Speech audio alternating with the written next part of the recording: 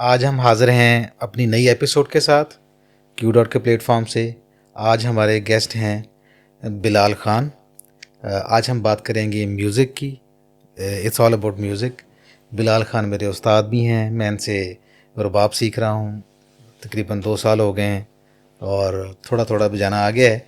तो आज इनसे हम बात करेंगे, इनकी कहानी सुनेंगे, आहंग कदा की कहानी, जो कि इनका इंस्टीट्यूट है म्यूज़िक टीचिंग के हवाले से, और इनकी सफ़र की दास्तान हम इनकी ज़बानी सुनेंगे। बिलाल साहब, थैंक यू सो मच। हम आपको वेलकम करते हैं हमारे इस एपिसोड में क्यू डॉट के प्लेटफॉर्म से। और बहुत शुक्रिया, आप इस very big player for me to have a sit in with you and talk about something different which is all about music. Thank you Rizwan भाई and thank you Q dot K आप लोगों ने टाइम निकाला, बल्कि आप लोग तो काफ़ी दूर से आए हैं। Welcome to Islamabad, welcome to Aahang Kada. जी बिलाल भाई, हम शुरू करते हैं फ्रॉम बेसिक्स। आप हमें बताएं, आपका बॉर्न ब्रॉटअप कहाँ पे हुआ, अर्ली एजुकेशन कहाँ पे हुई, और उसके बाद जो बाकी प्रोफेशनल एजुकेशन थी उसके लिए सफ़र आपका कैसा रहा, कहाँ से शुरू होती है आपकी? बेसिकली मेरा ताल्लुक़ खैबर पख्तूनख्वा से है, मलाकंड। और हम्म। मलाकंड में फिर एक अब तो टाउन है, पहले विलेज तो ताना हम्म। विलेज है मेरा। और बेसिक एजुकेशन भी वहाँ पे मैट्रिक तक। फिर मैं फर्दर एजुकेशन के लिए पेशावर चला गया। हम्म। उसके बाद वापस यूनिवर्सिटी ऑफ मलागढ़ से मैंने सोशियोलॉजी में ग्रेजुएशन की, और हम्म। उसके बाद फिर फर्दर जर्नी शुरू है। अच्छा, ये रुबाब की तरफ आपका आना कैसे हुआ? मतलब as as as for my understanding, Peshawar Malakand से आप हैं, काफ़ी कंजर्वेटिव माहौल होता है, लोग इस तरह की चीज़ों को, गाने बजाने को ज़्यादा पसंद नहीं करते। आपको घर वालों ने कैसे इजाज़त दे दी कि आप इस तरफ चल पड़े? मेरा एक कोलीग है, उसका ताल्लुक भी मर्दान से है, तो वो मुझे बताता होता है कि उसका एक बहनोई जो है उसको रुबाब का शौक़ है। तो उसको तकरीबन 10 साल से वो बजा रहा है, लेकिन नो बडी नोज़ के ही इज़ प्लेइंग रुबाब। तो इतने कंजर्वेटिव माहौल में आपको कैसे इजाज़त मिली घर से? अच्छा, मेरा जो ताल्लुक़ है बेसिकली मलाकंड से है। और अगर आप हिस्ट्री देख लें तो मलाकंड, स्वात, ये जितने भी इलाके, ये गंधारा सिविलाइजेशन का एक पार्ट रहा है। तो उस हवाले से अगर आप कंपैरिजन करें बाकी डिफरेंट जगहों के साथ, तो वहाँ पे म्यूज़िक आर्ट के हवाले से वो काफ़ी ज़रख़ेज़ ज़मीन है। एक तो ये एक प्लस है हमारा कि वही जीन्स अभी तक, जो गंधारा सिविलाइजेशन की जीन्स है, अभी तक है। और दूसरी बात ये कि तालीम का अगर मैं कहूँ तो वहाँ पे रुझान काफ़ी ज़्यादा है, तो उस वजह से भी ज़रा एक्सेप्टेंस है। मैंने जैसे शुरू किया तो वो भी, मतलब मैं टीवी प्रोग्राम्स देखता था, उसमें रबाब प्लेयर्स भी आते थे या इस तरह। तो मेरा जो बड़ा भाई है वो भी थोड़ा बहुत रबाब बजाते हैं, मुझसे अच्छा। बड़ा है। वो दोस्तों के रबाब घर लेके आते हैं। तो ऑब्वियसली जब आप टीवी पे एक चीज़ देखते हैं और वो आपके घर में, तो बच्चे तो वैसे भी शरारत करते रहते हैं। तो वही उस तरह एक अटैचमेंट हो गई कि मतलब एक चीज़ आप टीवी पे देखते, वही चीज़ आपके घर में पड़ा है। तो जब भाई घर से निकले, थोड़ा बहुत ट्राई करते थे, तो बड़ा मज़ा आता था कि यार ये तो बड़ा मज़ेदार चीज़ है। तो कोई इस तरह स्टार्ट में वो इरादा नहीं था कि ये मैंने कोई इंस्पिरेशन सीखना। कहाँ से हुई? मतलब ये कहाँ से रुबाब फर्स्ट टाइम कैसे आपके सामने आया और आपने देखा कि इसको बजा के देखूं, या कैसे शौक पड़ा ये? जी, वही मेरा भाई जब रबाब घर लेके आते थे, तो एक तो वहाँ पे इन्वायरमेंट इस तरह है कि लाइक म्यूज़िक में काफ़ी ज़्यादा लोग इन है, स्पेसिफिकली रबाब में। तो आप किसी भी जगह पे जाए, किसी पिकनिक पे जाए, स्पॉट्स पे जाए, तो आप जहाँ पे बैठे होते तो इधर उधर लोग रबाब बजाते नज़र आपको काफ़ी लोग नज़र आएंगे। आप पहाड़ी पे जाए तो वहाँ पे भी लोग बैठ के रबाब बजाते। तो मेरा एक ये प्लस था कि पहले से ही मतलब वहाँ पे घर फिर में आपके भाई बजा हाँ, रहे थे भाई तो? बजा रहे थे, तो एक काइंड ऑफ इंस्पिरेशनल इस तरह हुआ है कि आप कहीं पे भी जाए तो वो आपको नज़र आए। आप गाड़ी पे बैठ जाए तो वही रबाब का म्यूज़िक आप सुन रहे हैं। आप किसी पिकनिक स्पॉट्स पे जाए तो रबाब, घर पे भी आपका मतलब वही सेम चीज़ है। तो वो चीज़ आपके अंदर आहिस्ता आहिस्ता बिल्ट होता है। तो इस तरह मेरा शौक़ हो गया। फिर ऑब्वियसली कि जैसे आपने स्टार्ट में कहा कि एक्सेप्टेंस उस लेवल का नहीं है, तो वालिद तो पहले बहुत ज़्यादा, मतलब अच्छा। हाँ, काफ़ी ज़्यादा। अम्मी वॉज अच्छा। सपोर्टिव, अच्छा। लेकिन ओके।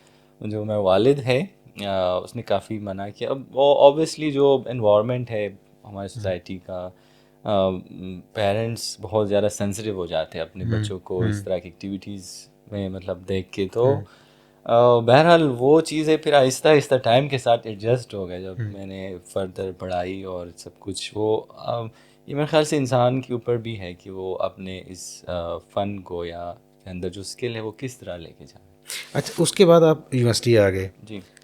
पहला आपका टाकरा कब हुआ कि आपको लगा हो कि यार मैं ये रुबाब एज ए प्रोफेशन इसको मैं ले सकता हूँ? वैसे मैं आपको बताऊँ इंटरेस्टिंग बात कि मैं बचपन से ही बड़ा मतलब शार्प अच्छा। अबाउट लाइक म्यूज़िक लर्निंग में काफ़ी तेज़ जल्दी में सीखा था। तो मैंने फर्स्ट परफॉर्मेंस की थी when I was like just 10-11 years old. अच्छा। तो वो एक अंदर बैठ जाता है आपके अंदर वो कॉन्फिडेंस। मुझे याद है कि मैंने 4-5 महीने रबाब ट्राई किया तो ऑलमोस्ट, और मैंने फर्स्ट परफॉर्मेंस दी। वो भी मतलब हमारे जो वेलिस के अंदर जो लोकल उस्तादों का वो एक महफिल होता था कि मतलब सारे इकट्ठे बैठ के या किसी पहाड़ी पे बैठ के वहाँ पे इकट्ठे होके पिकनिक पे जा देते। तो वो एक बड़ा इंटरेस्टिंग सा एक्सपीरियंस हो जाता। तो मुझे ये था कि मतलब ये एक जो ये वाली जो चीज़ है ये मैं कर सकता हूँ परफॉर्मेंस का। लेकिन ऑब्वियसली आप उस टाइम मतलब आपको इतना सोच नहीं होता। फिर आहिस्ता आहिस्ता मैं जब पेशावर, कोई फॉर्मल टीचर भी था आपका, कहीं से सीखा भी आपने या वो खुद ही सारा नहीं, कुछ? अब मैं कोई फॉर्मली नहीं सीखा था अच्छा। तब मैं वैसे ट्राई करता भाई को देख के थोड़ा। जहाँ पे मैं बैठता था तो वहाँ पे डिफरेंट जो टीचर्स बैठे होते थे, टीचर जो परफॉर्मर्स होते हैं जो लोकल उस्ताद होते हैं वो बैठते थे। उसके बाद फिर मैं जब पेशावर शिफ्ट हुआ, इट वाज इन 2010। तो वहाँ से फिर मैं ऐसे आर्टिस्टों के साथ इंटरेक्शन हुआ कि प्रोफेशनली मैंने उनके साथ स्टेज पे परफॉर्म किया। और वो मैंने इस तरह परफॉर्म किया कि वो यूनिवर्सिटी कॉन्सर्ट्स होते थे या इस तरह के म्यूज़िक इवेंट्स होते। बिफोर पेशावर मेरे जो विलेज के 3-4 दोस्त हैं जो सिंगिंग करते, जो तबला बजाते, उनके साथ मैं काफ़ी मतलब उसका मैं नाम मेंशन करूँ, एक इनाम है, इनाम, आई रिमेम्बर इनाम से लास्ट बल्कि आप टाइम। मिले। हम एक महफिल में लास्ट मिले टाइम थे। बहुत तो मजा आया था लास्ट इनाम के विजिट साथ में। मेरा काफ़ी अच्छा है। हाँ। अभी हम अभी भी म्यूज़िक नहीं, करते उनका एक जो वो साथ। गाना था ना वो मुझे अभी भी याद है। वो कौन सा गाना था वो? हलक नरेची नार देशी हाँ, यस, अभी भी मेरे वो फेसबुक पे है और मैं जी कभी जी। कभी और सुनता उनकी हूँ उसे। काफ़ी टाइम हो गया लेकिन वो काफ़ी मज़ेदार आपने वो देखे तो इनाम। और मेरा एक और दोस्त है जो तबला बजाती है, is basically an architect, Usman. तो मैं उस्मान, इनाम और फिर मेरा एक और दोस्त है Mustafa, is basically US based now. लेकिन वो जब आते थे यूएस से तो हम बैठ के म्यूज़िक कर रहे, तो बड़ा एक खूबसूरत हमने एक काइंड ऑफ बैंड बनाया था। महफिलें करते थे जहाँ पे मतलब इवेंट्स होता, हम जाके प्ले करते। तो वही सारी चीज़ें जो आपके अंदर आहिस्ता आहिस्ता तो आपको एक प्रोफेशनल उस पर लेके आते। फिर मैं आहिस्ता आहिस्ता जब यूनिवर्सिटी में जाता, यूनिवर्सिटी में भी इस तरह के इवेंट्स पे मैं जाता। और जो एक टर्निंग पॉइंट होता है आपकी लाइफ में, वो मैं जब ग्रेजुएशन करके इस्लामाबाद, बल्कि उससे ग्रेजुएशन, ड्यूरिंग ग्रेजुएशन एक टर्निंग पॉइंट मेरा ये हुआ है कि पुख्तनख्वा में और जो रबाब प्ले उनका एक कॉन्टेस्ट हो रहा था 2015 में। सो मैंने एंड टाइम पे अप्लाई किया, मैं उसमें सेलेक्ट हो गया। फिर मैंने ऑडिशन दिया, ऑडिशन में भी सेलेक्ट हो गया। राउंड फर्स्ट भी मैंने क्लियर कर दिया। और फाइनल राउंड पे मेरे ख्याल से ऑडिशन में कोई 100 प्लेयर्स आए थे। और उसके बाद फिर जो लास्ट राउंड में रह गए थे कोई 16 प्लेयर्स रह गए थे।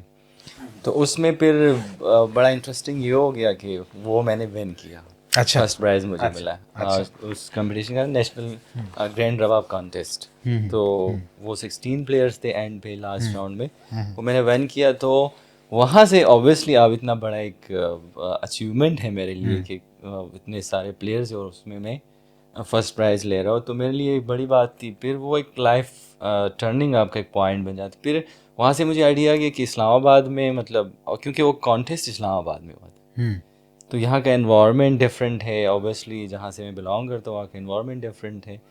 तो वो सारी चीज़ें जहन में लेके जैसे मैं ग्रेजुएट हुआ यूनिवर्सिटी से, मैं फ़ौरन इस्लामाबाद आ गया इसी नीयत से कि मतलब मैं चलो घर पे तो अभी शायद उनको अभी पॉडकास्ट से पता चले कि ये इस तरह, लेकिन मैं होली सोलीज के लिए आया कि मैं जो, और घर में ये बहाना बना के कि अभी जाके कुछ कोर्सेज करनी यूनिवर्सिटी से। और ये वो मैंने की बाय द वे, वो यूनिवर्सिटी में एडमिशन भी ली।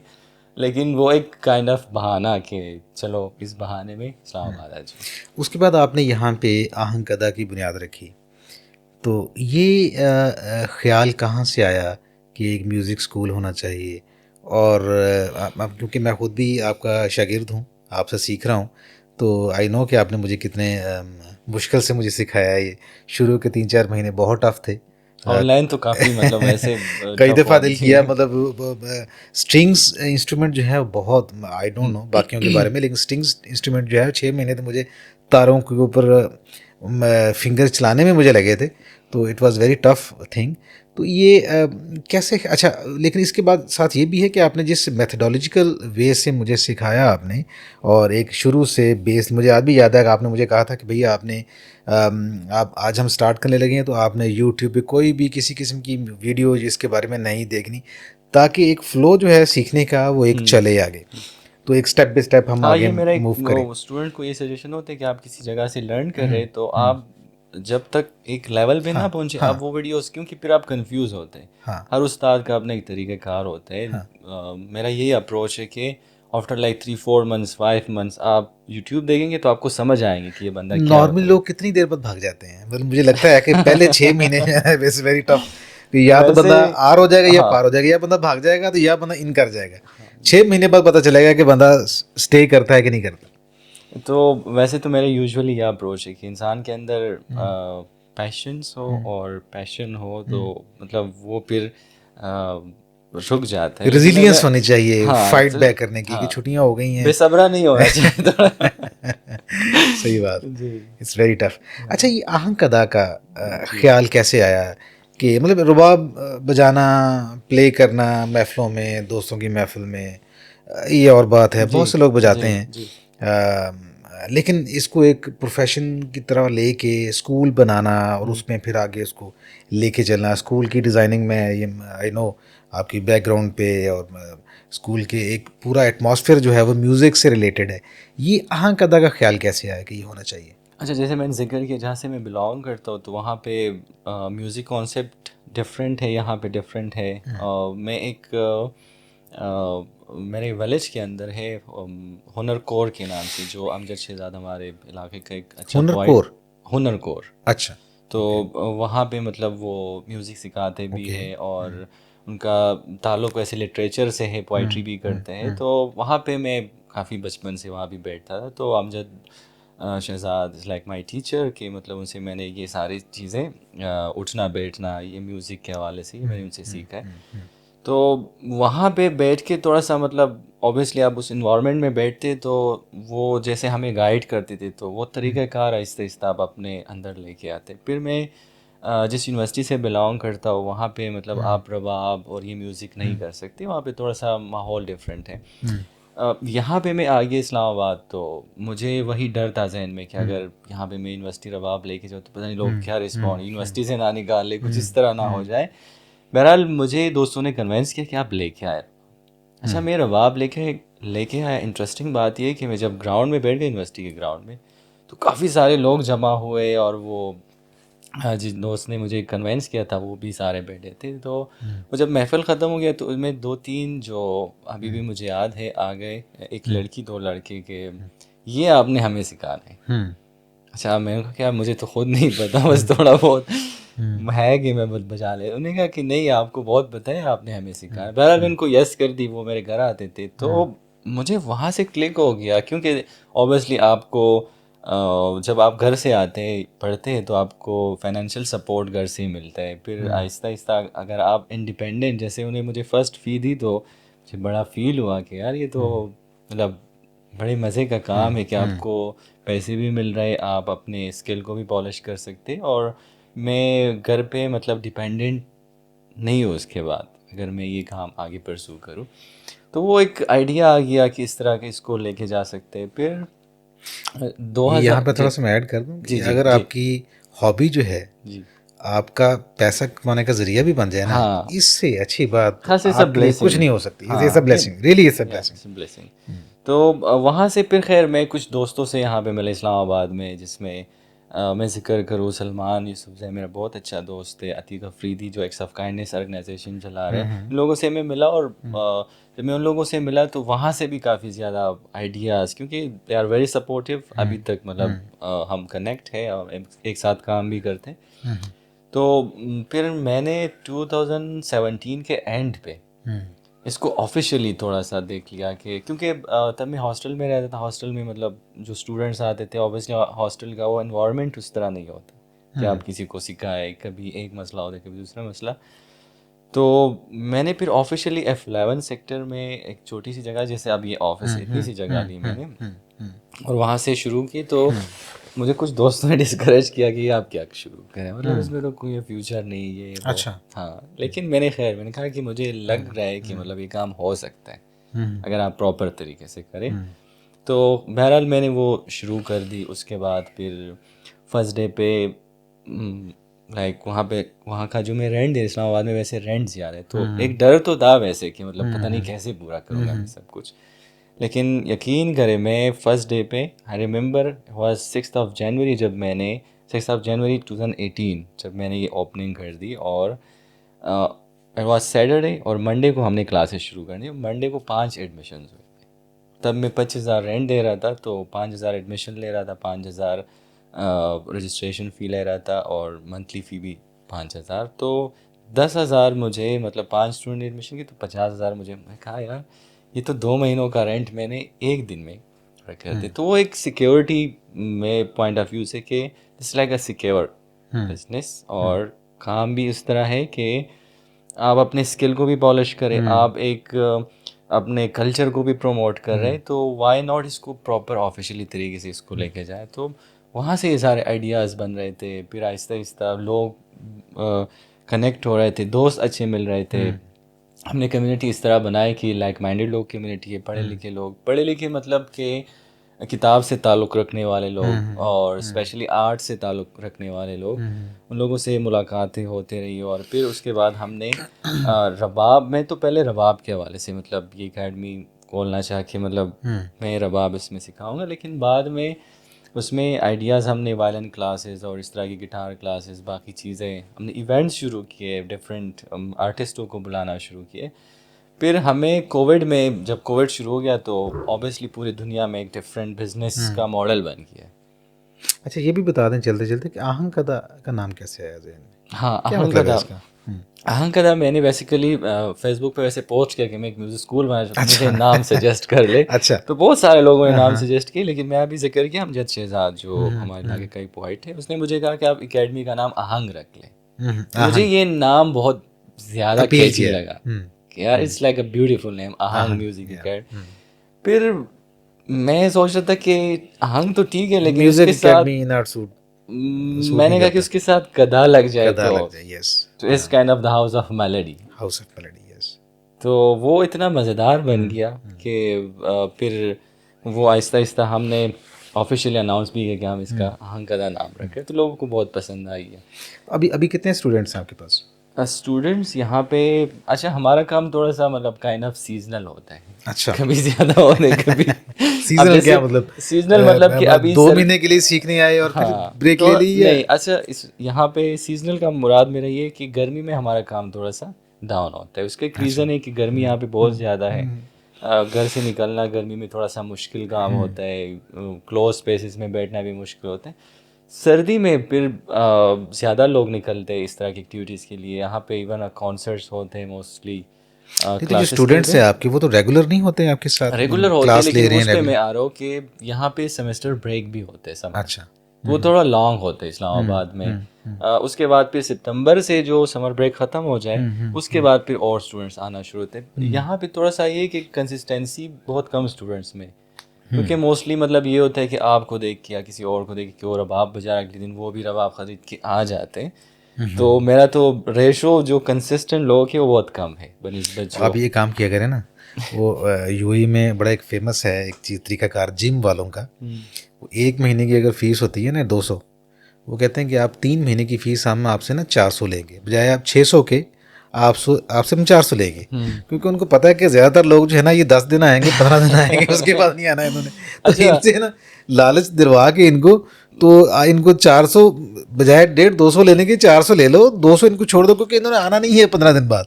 नहीं, अच्छा मेरा थोड़ा सा अप्रोच डिफरेंट है यहाँ पे। उसका एक रीज़न है, मुझे ये होता है कि नहीं, मैं एडवांस में इसलिए फ़ी नहीं ले सकता कि मैं फिर 3 महीने बढ़ाऊँगा तो आई डोंट नो कि मैं उस पैसों का क्या करूँगा, किस तरह इन्वेस्ट करूँगा बाकी। तो मुझे ये होता है कि चलो मैं 1 महीने का बढ़ा रहा हूँ, ठीक है, और मुझे एक पे फ़ी मिल रही, तो वो उसका मुझे ज़्यादा सेटिस्फेक्शन है। हालांकि किसी कभी कभार स्टूडेंट्स कहते हैं कि हमें 3 महीने का पे करना है, या कुछ स्टूडेंट्स तो खैर वैसे डिले करता है, लेकिन कुछ स्टूडेंट्स ऐसे भी है कि वो चाहते हैं कि हम 2 महीने का 3 महीने का पहले पे करें। तो मैं उनको हमेशा मतलब यही कहता हूँ कि मुझे मतलब टाइम पे फीस दे महीने का, वो सही है, मतलब एडवांस में नहीं चाहिए। अच्छा, ऑन एवरेज अभी हम देखें कि आहंकदा में अभी किसी भी एक टाइम पे ऑन एवरेज कितने स्टूडेंट होते हैं फिजिकल और कितने होते हैं ऑनलाइन? जी, हमने यहाँ पे मैं 4 दिन काम करता हूँ, मंडे टू थर्सडे। सो सुबह 10 से रात 10 तक में रेगुलर सेशन लेता हूँ।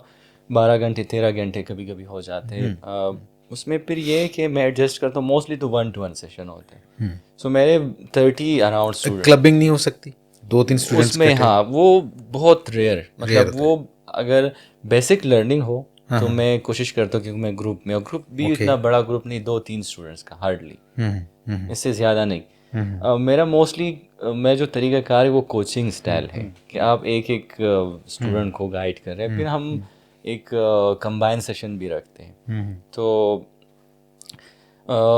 उसमें फिर ये होता है कि कभी 30 हो जाता है, कभी 25 हो जाते हैं स्टूडेंट्स, कभी उससे भी ज़्यादा हो जाते हैं, लेकिन हमने एवरेज 30 का रखे कि 30 होने चाहिए इन 4 दिन में।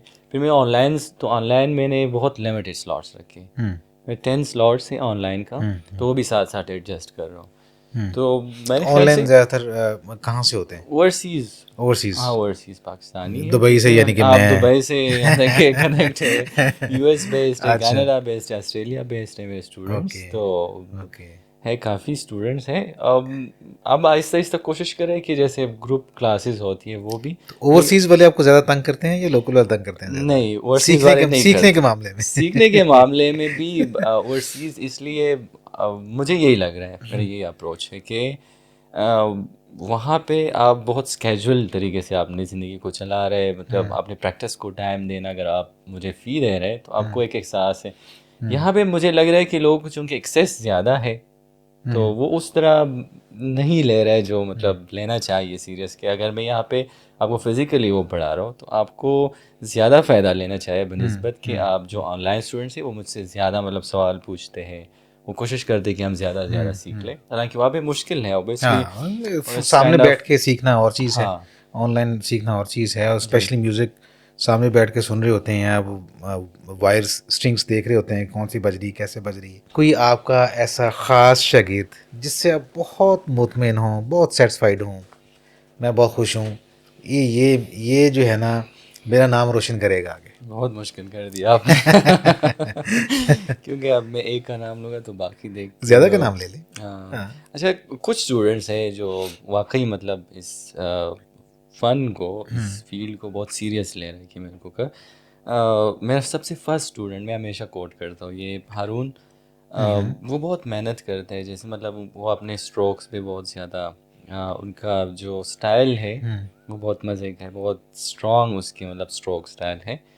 तो एक वो है हमज़ा क्लासिकल म्यूज़िक सीख रहे हैं। हमज़ा बहुत मेहनत कर रहे हैं, जो जितने भी टास्क मिल रहे हैं वो टाइम पे करते हैं, और उसमें फिर वो जो खूबसूरती है वो कोशिश करते कि मैं तो वो सीरियस स्टूडेंट है।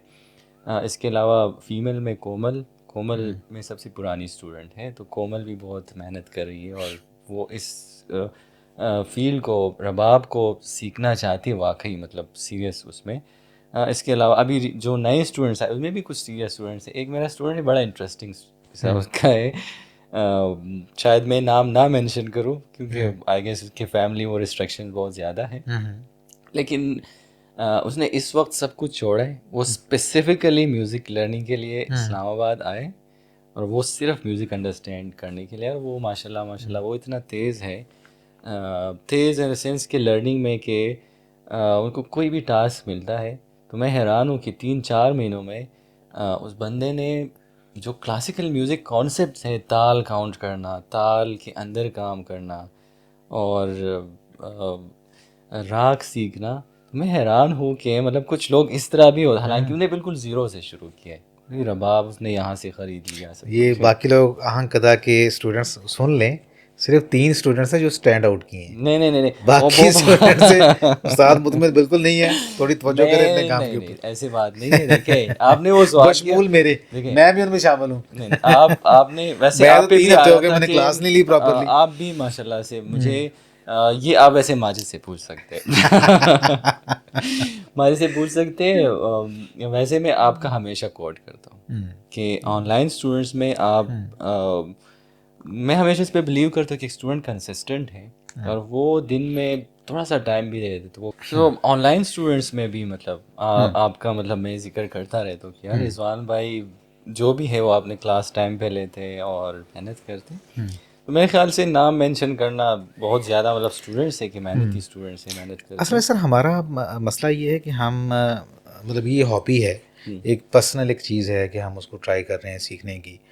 काम भी होता है, सुबह से लेकर शाम तक हम भाग रहे होते हैं। मतलब ये हमारा ज़रिया मुआश तो नहीं है ना, ज़रिया मुआश और चीज़ है। इसके बावजूद भी बीच में कोताहियाँ होती हैं, बीच में छुट्टियाँ भी होती हैं। म्यूज़िक रूह की ग़िज़ा है। अब इस बात का क्या मतलब है, आप थोड़ा सा हमें बताइएगा, एक्सप्लेन कीजिएगा। पहले तो हमें ज़रा म्यूज़िक को समझना चाहिए कि म्यूज़िक है बेसिकली क्या, तो उसके बाद फिर हमें समझ आए कि ये रूह की ग़िज़ा हाँ। कैसे मतलब हो सकती। तो बेसिकली जो म्यूज़िक है, अगर हम अपने कायनात को देख लें और हम अपने इन्वायरमेंट को देख लें, is full of like rhythm. Hmm. और अब म्यूज़िक में हम क्या डिस्कस करते हैं, हम अच्छा। फर्स्ट डिस्कस करते हैं रिदम और फिर फ्रिक्वेंसी साउंड्स हम्म। डिस्कस करते हैं। अब साउंड्स भी इस पूरे कायनात में है, रिदम भी इस पूरे कायनात में मौजूद है। आप हर जगह पे इवन इंसान की बॉडी से लेके कि वो हार्ट बीट को देख ले, एक रिदम है।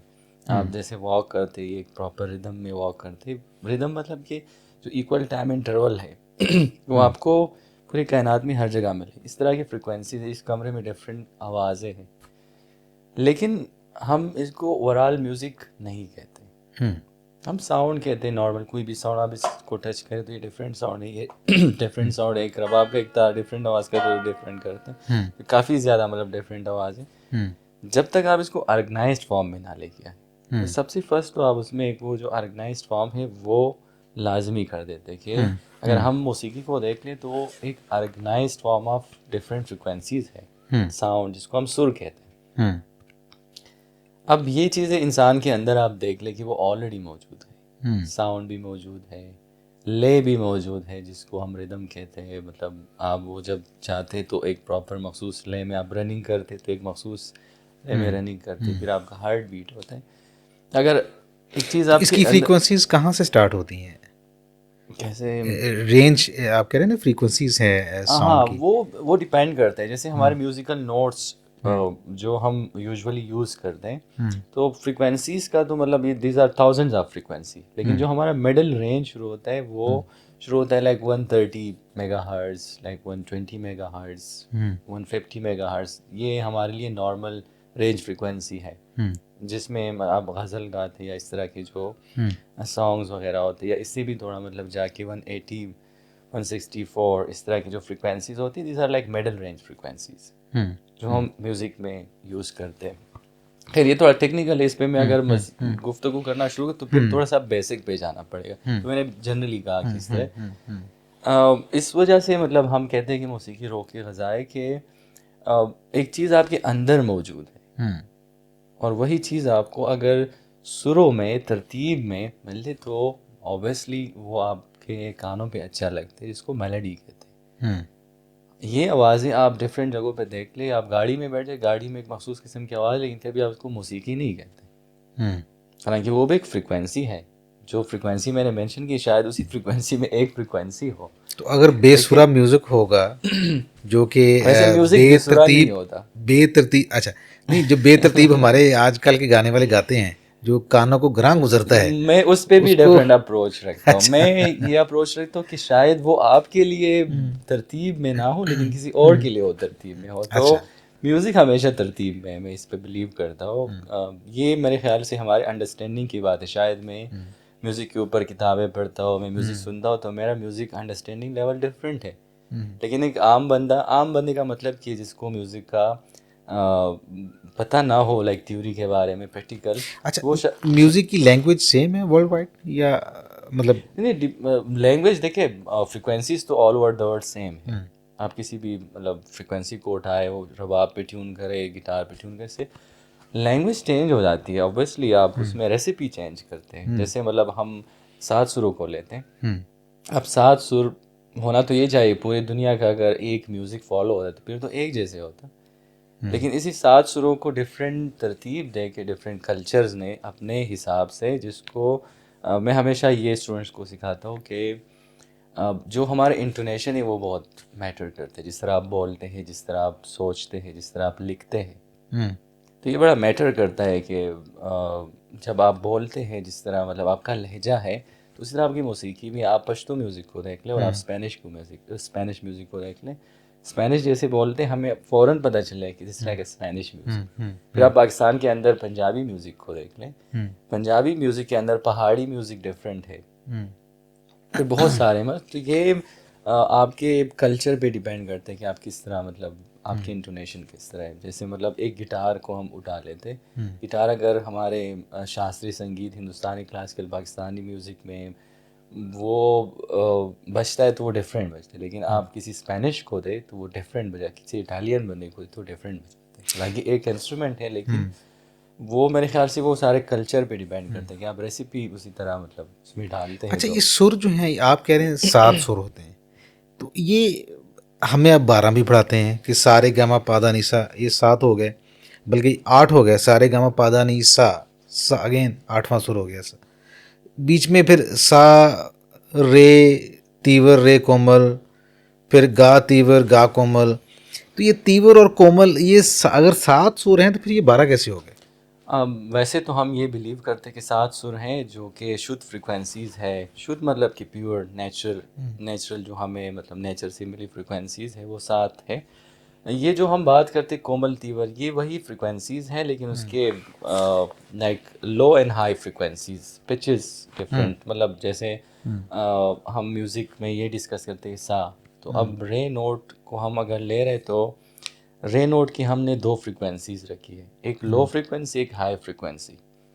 अब ये रे नोट बजाते खुद तो एक मेजर फ्रिक्वेंसी है, एक शुद्ध फ्रिक्वेंसी है, लेकिन जब हम इसको एक पेयर में बनाते, एक लो फ्रिक्वेंसी इसका बनाते, एक हाई फ्रिक्वेंसी, तो उसी को हम फिर कोमल तीवर फ्रिक्वेंसी का नाम देते।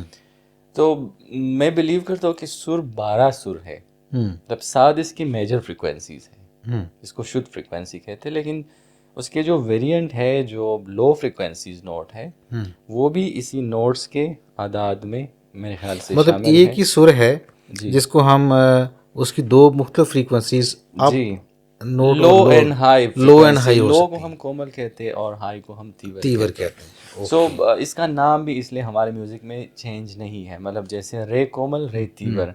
फिर ये होना चाहता अगर ये दूसरे नोट्स होते तो शायद हम उसका नाम चेंज करते। हम ये करते कि हम उसी सेम नोट्स को कोमल तीवर का नाम लाइक मतलब कि लो फ्रीक्वेंसी और हाई फ्रीक्वेंसी का नाम देते हैं। तो मैं बिलीव करता हूँ कि मेजर तो 7 फ्रीक्वेंसीज हैं, लेकिन चूंकि इसके वेरिएंट है तो हम 12 सुरों को, जैसे फिर आपने कहा कि 8 सुर हैं सारे गामा, तो 8 सुर नहीं है, बेसिकली 7 सुर हैं। लेकिन ये जो 8वां फ्रीक्वेंसी, ये फर्स्ट फ्रीक्वेंसी का रिपीट है। हो रहा है। ओके, तो इसलिए ये 8 सुर नहीं बन रहे, 7 सुर बन रहे, जिसको हम ऑक्टेव या सप्तक कहते हैं। तो इसको अगर कंक्लूड करें तो 7 सुर हैं, 7 और 12 पाँच इसके 5 जो है इसके वेरिएंट हैं। वेरिएंट है, जिसमें एक 4 वेरिएंट लो फ्रीक्वेंसी के और एक वेरिएंट जो मा नोट का है वो हाई। लाइक जैसे हमारे नोट्स को हमने जो तकसीम किया है, मतलब वो इस तरह के सा रे कोमल रे शुद्ध जो पहले से मौजूद नोट है, जिसको हम तीवर बोलते हैं। फिर गा कोमल गा शुद्ध, ठीक है। लेकिन पेयर में हम कहें तो रे कोमल रे तीवर।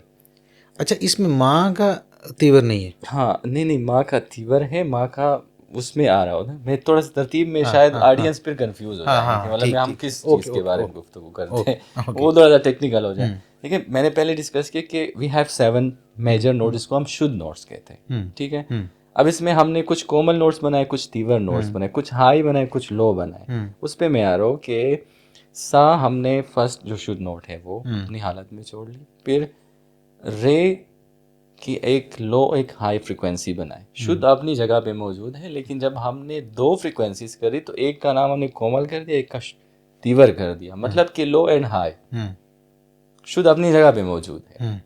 फिर इसी तरह गा का पेड़ है, गा में भी एक लो फ्रिक्वेंसी एक हाई फ्रिक्वेंसी है। एक लो फ्रिक्वेंसी को कोमल कहते हैं, हाई फ्रिक्वेंसी को हम तीवर कहते हैं। वो अपनी जगह पे शुद्ध मौजूद है, लेकिन पेड़ में हम कोमल तीवर करते हैं, ठीक है। फिर इस तरह माँ का जो पेड़ है उसमें थोड़ा सा ये कि उसमें जो लोअर फ्रिक्वेंसी वो पहले से मौजूद है, जो कोमल फ्रिक्वेंसी है, और हमने उसमें हायर फ्रिक्वेंसी बनाई जो तीवर नोट है। तो यहाँ पे हमें सिर्फ एक तीवर नोट बनाना पड़ा है, बाकी में कोमल नोट्स बन रहे हैं, लो फ्रिक्वेंसीज। इसमें एक हाई नोट बने जो तीवर माँ जिसको, so we have just one तीवर नोट जो बना है, बाद उसमें वेरिएंट में बने, बाकी में कोमल नोट्स बन रहे। तो पा का तीवर नहीं है? नहीं, पा एक शुद्ध नोट है उसका, इसका हाई नोट नहीं है, यानी इसका हाई नोट, इसके दरमियान जो उस पा के बाद नोट आएगा धा नोट, धा के दरमियान, पा और धा के दरमियान फ्रिक्वेंसी है लो फ्रिक्वेंसी कोमल, और फिर तीवर दा जिसको हम शुद्ध दा बोलते, ठीक तो है। पा का तीवर नहीं है जी, पा का तीवर, सा का और पा का वेरिएंट नहीं है। इसके अलावा जो बाकी 5 नोट इसके वेरिएंट है, कोमल। इस तरह फिर नी, और नी का भी एक कोमल नोट है, एक तीवर है, जो तीवर नोट है वो शुद्ध है। सो हमारे जो नोट्स है बेसिकली जो 7 शुद्ध नोट है वो इस तरह है कि सा रे कोमल, रे तीवर एट द सेम टाइम शुद्ध नोट, गा कोमल, गा तीवर एट द सेम टाइम शुद्ध नोट, मा कोमल एट द सेम टाइम शुद्ध नोट, मा तीवर, यहाँ पे मा तीवर नोट बने। फिर 5 शुद्ध नोट है, धा कोमल एट द सेम टाइम, धा तीवर एट द सेम टाइम शुद्ध नोट, फिर नी कोमल, नी तीवर एट द सेम टाइम शुद्ध note, and then we have सा। So we have just one तीवर नोट and 7 शुद्ध नोट and 4 कोमल नोट। अच्छा, थोड़ा सा हमें ये भी बता दें कि ये थोड़ा टेक्निकल हो गया, जी जी शायद बिल्कुल बिल्कुल, ये थोड़ा सा जो जिन लोगों को नहीं पता उनके लिए थोड़ा टेक्निकल हो जाएगा। अच्छा, सुर और ताल और राग, इनमें क्या फ़र्क है? मतलब हमें तो ये सारी चीज़ें एक जैसी लगती हैं, सुर ताल और राग, फिर उसमें मुख्तलिफ टाइप्स हैं, वेस्टर्न भी, जैज़ हो गया, और बाकी मुख्तलिफ किस्म के और भी इस तरह की टाइप्स हैं। इनके बारे में थोड़ा थोड़ा जो डिफरेंस है ना वो हमें बताइए। हाँ, पहले तो सुर और ताल इस पे बात करते हैं। सुर बेसिकली एक फ्रिक्वेंसी का हम नाम कहते हैं, लाइक जैसे मतलब सा एक सुर है, रे एक सुर है, गा एक सुर है। वो जब म्यूजिक के प्रोग्राम के जजेस कह रहे होते हैं कि सुर में नहीं है, उस पे वो दूसरी बात है, मतलब वो सुर उस वो डिफरेंट सेंस में कहते हैं। अच्छा, वो डिफरेंट सेंस में कहते हैं, वो डिफरेंट सेंस में कहते हैं। वो आई गेस कि वो ट्यूनिंग के हवाले से कहते हैं कि मतलब आप बेसुरा हो जाते। बेसुरा मतलब कि जो एक्चुअल स्केल है, या तो आप उसे हाई जा रहे हैं या लो जा रहे हैं, वो डिफरेंट चीज़ के बाद में। सुर यहाँ पे हम स्वर, सुर ये नाम है, अंग्रेजी में नोट, ये एक फ्रिक्वेंसी का हम, जैसे मतलब राग भैरवी है तो उसमें 7 स्वर लगते हैं, सारे गाँव पाने से, उसमें कोमल नोट से और शुद्ध नोट से, मतलब उसके कम्बिनेशन। अच्छा, राग की तरफ हम बात में ताल, सुर नहीं, और आप मुझे छोड़ेंगे तो मैं एक्सप्लेन करूंगा। ऐसे नहीं चलेगा। अच्छा please go with your flow. नहीं, मैं थोड़ा फ्लो पे चलेंगे तो ठीक, ओके। हम सुर पे बात करते हैं पहले। सुर बेसिकली हम एक्सप्लेन करें कि वो फ्रिक्वेंसीज है जिससे हम राग बना दे, तब आपको कॉन्सेप्ट की समझ आएगी। सही बिल्कुल ठीक। फिर आप जो ताल के सवाल करते, ताल बेसिकली इक्वल टाइम इंटरवल्स है। जितने भी मतलब आप उठाए, मैंने हार्ट बीट का एग्जांपल ले लिया। हार्ट बीट एक टाइम इंटरवल पे, अब फॉर एग्जांपल हम ताल की बात करें तो ताल का लैंग्वेज डिफरेंट है। धा दिन दिन ना, धा दिन दिन ना, धा दिन दिन था। अब इसका ये लैंग्वेज है, ठीक है। अब इसमें जो कम्बिनेशन है, अब राग बेस्ड होते हैं साउंड्स पे, फ्रिक्वेंसीज पे, ताल बेस्ड होते हैं इक्वल टाइम इंटरवल पे। It's like a very huge difference. हम राग की बात करें तो राग हमारे मखसूस सुरों का एक कम्बिनेशन है, लेकिन सुरों का कम्बिनेशन जो है वो वेस्टर्न में भी है, वो हर कल्चर में है। हमारा सिर्फ स्टाइल मुख्तलिफ है। हम जो इम्प्रोवाइज़ करते हैं, इम्प्रोवाइज़ करने का स्टाइल मुख्तलिफ है। हम इसमें जो फील लेते हैं वो फील देने का स्टाइल मुख्तलिफ है बाकी दुनिया से। उसमें मुख्तलिफ ये है कि हम जो ऑर्नामेंटेशन यूज़ करते हैं, ऑर्नामेंटेशन मतलब जो वेरिएशन यूज़ करते हैं, एक सुर से दूसरे सुर पे जाना, फिर दो सुरों के कम्बिनेशन हमने किस तरह बनाने, कुछ रागों में आपने सा से रे पे नहीं जाना, गा से मा पे नहीं जाना, इस तरह के कम्बिनेशन होते हैं। बाकी दुनिया में ये कम्बिनेशन डिफरेंट है, उसमें मतलब ये रूल्स नहीं होते। फिर हमारे राग के अंदर मखसूस सुर होते हैं जो इम्पॉर्टेंट होते हैं, आपने उसी सुरों को लेके बार बार वेरिएशन करने होते हैं। तो it's like a complete different style जो राग है। उस पर फिर हम मेरा तो यही राग अंडरस्टैंडिंग कि राग बेसिकली आपका वो एक ख्याल है, एक फील है कि कभी आप सैड होते, कभी आप खुश होते, कभी आप एक्साइटेड होते, तो आप अपने एक्साइटमेंट को एक्सप्रेस करने के लिए, आप अपनी खुशी को एक्सप्रेस करने के लिए, आप अपने गम को एक्सप्रेस करने के लिए मुख्तलिफ राग चुनते हैं। अब मुख्तलिफ रागों की जो फील है वो डिफरेंट है। कुछ राग हैवी फील के हैं, कुछ राग हैप्पी है, कुछ राग सैड है, कुछ राग डोमिनेंट है। तो उस हिसाब से फिर जो हमारा स्टाइल है हिंदुस्तानी क्लासिकल या शास्त्रीय संगीत जो हमारे इस रीजन का स्पेसिफिक म्यूज़िक है, तो उसमें फिर राग बेस्ड सारा म्यूज़िक होता है। उसी को वो मखसूस टाइमिंग में हम फिर प्ले करते। शाम के अपने राग होते हैं, सुबह के अपने राग होते हैं। So raga is not the combination of स्वर्स या notes, just it's kind of complete different style, और उसी स्टाइल को हम लेके जाते हैं। तो जिस तरह अभी ये कहते हैं राग भैरवी है, राग असावरी है, इनमें क्या मतलब फ़र्क होता है? ये राग भैरवी क्यों है, राग असावरी सावरी क्यों है? ये तो नाम है, नाम तो कोई भी अपने हिसाब से इलाकाई म्यूज़िक पे मतलब कोई इलाकों के नाम है रागों के, किसी शख्सियात के नाम हो सकते हैं, वो मैटर नहीं करता। मेरे ख्याल से ये मैटर करता है कि वो कम्बिनेशन क्या है। तो हमने 12 सुर की जो डिस्कशन की है बेसिकली, सो 12 सुर की जो डिस्कशन है वो उसी 12 सुर के कम्बिनेशन से हम 7 नोट्स उठा लेते हैं। उसमें कुछ कोमल होते, कुछ तीवर होते, कुछ सारे मतलब शुद्ध नोट्स के राग होते, कुछ सारे कोमल नोट्स के राग होते, कुछ राग कम्बिनेशन होते, एक नोट चेंज करके, लाइक एक शुद्ध नोट है बाकी सारे कोमल है, फिर बाकी सारे शुद्ध है, एक कोमल नोट है। तो we have a lot of combination, इसका कोई तादाद नहीं मालूम कि कितने कम्बिनेशंस बनते। तो उसी कम्बिनेशंस के नाम है फिर। जैसे अगर मैं कहूँ कि राग भैरवी है, अब राग भैरवी में सा, रे कोमल, गा कोमल, मा शुद्ध, पा शुद्ध, धा कोमल, नी कोमल एंड सा, दिस इज लाइक राग भैरवी नोट्स। लेकिन अगर इसमें अब मैं रे शुद्ध कर लूँ भैरवी में, सो अच्छा बिलाल भाई मुझे ये भी बताएं, रुबाब जिसको हम अच्छा देखते हैं, इट इज नॉट रुबाब, सो इसमें मैं पहले रुबाब है या रबाब है? It is रबाब। रबाब, रबाब, अच्छा RABAB, हाँ इस तरह RUBAB नहीं है? RU मेरे ख्याल से ये तो वो लड़की वाला नाम है। अच्छा रबाब है रुबाब, जो कि RABAB है। It is rabab. अच्छा इसके अंदर बेशुमार स्ट्रिंग्स हैं। एक आम बंदा देखता है तो वैसे ही परेशान हो जाता है कि इतनी ज़्यादा स्ट्रिंग्स, इसको ये इतनी ज़्यादा स्ट्रिंग्स क्यों हैं, ये कौन सी स्ट्रिंग्स हम बजाते हैं? और ये रुबाब का और गिटार की काफ़ी सिमिलर हैं एक दूसरे के साथ, तो इनमें क्या बेसिक जो डिफरेंसेस हैं वो क्या नहीं, बिल्कुल सिमिलर नहीं है। अच्छा, टोटली डिफरेंट इंस्ट्रूमेंट। गिटार में 6 स्ट्रिंग्स लगते हैं, उसका एक मखसूस ट्यूनिंग प्रोसेस है, वो अच्छा, उससे मतलब हम कर लेते हैं। Rabab is a complete different instrument. एक तो ये वुडन इंस्ट्रूमेंट है, रबाब में मलबरी वुड से बंद है। इसमें अफ़गानिस्तान का और हमारे पाकिस्तान का जो वुड है वो काफ़ी इसके लिए यूज़ होता है। फिर जो स्ट्रिंग्स की बात है कि उसमें ज़्यादा स्ट्रिंग्स क्यों हैं, इसमें बेसिकली 3 मेन स्ट्रिंग्स होते हैं जो नायलॉन के होते हैं, और फिर उसके बाद ड्रोन्स होते हैं जो सपोर्टिंग स्ट्रिंग्स होते हैं फॉर फर्दर रेजोनेंस और स्केल को मालूम करने के लिए। लाइक ये ई स्केल है, बी है, जो भी है तानपुरे का काम करता है कि मतलब अब वो साथ साथ बजाते रहते हैं। फिर उसके बाद सिंपैथेटिक का ये काम होता है कि these are also supporting strings, ये फर्दर रेजोनेंस के लिए। अगर हम रबाब की स्ट्रक्चर को देख ले और इससे सिंपैथेटिक निकाले तो it will become like guitar, low sound, और उसमें जो रिवर्ब है या रेजोनेंस है वो ख़त्म हो जाएगा।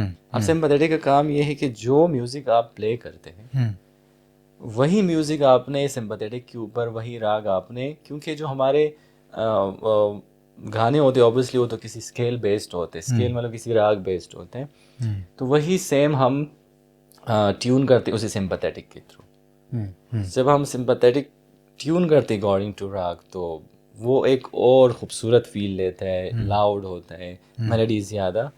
सो स्ट्रिंग्स इसमें जो मेन स्ट्रिंग्स है वो 3 स्ट्रिंग्स है, बाकी सपोर्टिंग स्ट्रिंग है सारे। अच्छा, जो बजानी होती हैं जिसको हम टच करते हैं वो 3 है मेन। 3 जी मेन 3, बाकी हम अकॉर्डिंगली कभी कभार मतलब फॉर रिदम या वैसे मेलोडी के थोड़ा सा मतलब टच कर, लेकिन जिस पे म्यूजिक बनता है these are just 3 notes, first and second third जो नायलॉन स्ट्रिंग्स हैं। ऊपर ये इसके जो टॉप से नीचे बॉटम पे जो रिब्स लगी होती हैं उसको क्या कहते हैं? कौन से रिब्स, वो जो फ्रिट्स, फिट्स, हाँ, फ्रिट्स हम पश्तो में वैसे इसको पर्दा बोलते हैं, लेकिन अंग्रेजी में फ्रिट है। फ्रिट तो काफ़ी इंस्ट्रूमेंट्स में, गिटार में भी फ्रिट्स, सितार में भी फ्रिट्स होते हैं, बहुत सारे इंस्ट्रूमेंट में फ्रिट्स होते हैं। तो उसका ये होता है कि तकसीम करते हैं आपकी एक तार की फ्रिक्वेंसी को, आप फ्रिट के बगैर करें तो वो इस तरह होता है कि एक मखसूस, जैसे कुछ इंस्ट्रूमेंट फ्रेटलेस भी होता है वायलिन, उसमें फिर स्लाइड का कॉन्सेप्ट ज़्यादा है या सरोद है।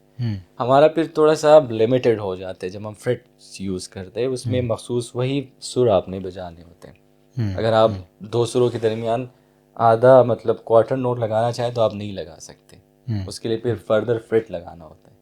अब वायलिन में ये कॉन्सेप्ट नहीं है या सरोद में ये कॉन्सेप्ट नहीं है, तो फ्रेट तकसीम करते हैं आपकी स्ट्रिंग। तो वायलिन में भी कंट्रोल करने के लिए उसको अंदाजे से करते हैं? हाँ, अंदाजे से वो होता है, ऑब्वियसली प्रैक्टिस होते हैं सारा, सरोद में भी सारा प्रैक्टिस होता है, उसमें मखसूस वो एक साउंड ये ट्रेनिंग से आप करते हैं। तो इसमें जितनी तारें कम होती हैं उतना आसान होता है बजाना किसी भी स्ट्रिंग इंस्ट्रूमेंट को? नहीं, मुझे ये लग रहा है कि सारा प्रैक्टिस का काम होता है। अब जैसे मतलब हम गिटार को एक इजी इंस्ट्रूमेंट समझते हैं कि मतलब ये तो बस 6 स्ट्रिंग्स है, इसमें तो बाकी स्ट्रिंग्स नहीं है, लेकिन मुझे लग रहा है गिटार डिफ़िकल्ट इंस्ट्रूमेंट है, क्योंकि यहाँ पे तो गिटार का कॉन्सेप्ट है सिर्फ रिदम बजाना और स्ट्रमिंग करना। वेस्ट में कॉन्सेप्ट डिफरेंट है। वेस्ट में आप गिटार को जैसे हम यहाँ पे राग बजाते हैं, वहाँ पे गिटार पे उसी तरह का जो उनका क्लासिकल म्यूजिक है वो उसी तरह बजाया जा रहा है। सो इट्स डिफिकल्ट, वो कॉम्प्लेक्स हो जाता है, कॉम्प्लेक्स हो जाता है ऑब्वियसली जी। उसको तो कोई भी म्यूजिकल इंस्ट्रूमेंट आसान भी है और मुश्किल भी है, वो डिपेंड्स कि आपने इसको किस तरह एक्सप्लोर करना। तो बेसिकली अगर हम एक इंस्ट्रूमेंट सीख लेते हैं तो दूसरा सीखना आसान हो जाता है, मतलब बेसिक्स तो सेम होंगी। देखें आप, मैं इस वजह से मतलब मेरा ये कोशिश होती है कि मैं स्टूडेंट्स को म्यूज़िक ज़्यादा सिखाऊँ, न कि सिर्फ रबाब सिखाऊँ। अब जैसे हमने आपके साथ में जब जितने क्लासेस किए, अब आप कोमल तीवर का जो कॉन्सेप्ट उठाया, पियानो के ऊपर बैठे कोई भी की पे हाथ रखे वहाँ से 12 सुर काउंट कर ले, और जितने गाने आपने सीखे नोट्स के ऊपर, तो आप तो वो पियानो से भी निकाल लेंगे इजीली। तो आपके अंदर वो एक कॉन्सेप्ट बैठ जाए एक दफ़ा, वो तो फिर इजी हो जाते हैं कोई भी इंस्ट्रूमेंट। ऑब्वियसली फिर उसमें ये है कि आपको प्रैक्टिस चाहिए होता है। मैं कभी दूसरा इंस्ट्रूमेंट नहीं ट्राई करता।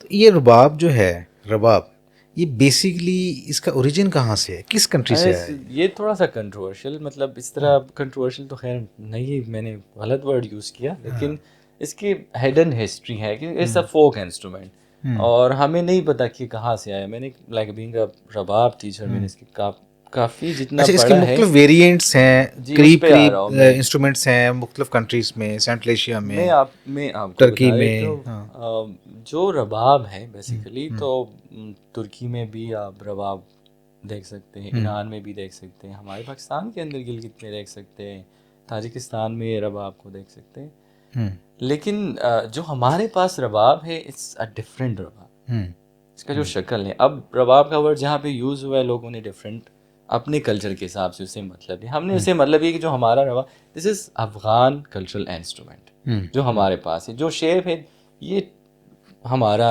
इंस्ट्रूमेंट है, ये किसी का कोई कॉपी इंस्ट्रूमेंट नहीं है, ये हमारे इस रीजन का इंस्ट्रूमेंट है, वहाँ हिरात से लेके हमारे पख्तूनख्वा और ये जितने भी इलाके हैं इसी का इंस्ट्रूमेंट है। मॉडिफाई हुआ है शायद, पहले इसका जो स्ट्रक्चर है वो थोड़ा डिफरेंट है, क्योंकि मैंने यही पढ़ा है कि ये पहले बहुत से बजाते थे, जैसे वायलिन बजते हैं। अभी भी तुर्की में जाए तो तुर्की में रबाब बो से बजते हैं, बो से। हाँ, फिर चाइना में जाए तो चाइना में भी ऑलमोस्ट इसी तरह का, इसी शेप का इंस्ट्रूमेंट है। वो तो वायलिन टाइप नहीं हो जाएगा? नहीं, वायलिन नहीं होता, मतलब मैं शेप की बात अच्छा, शेप, हाँ, इसी तरह के क्योंकि रबाब की तो बहुत ज़्यादा वेरिएंट है।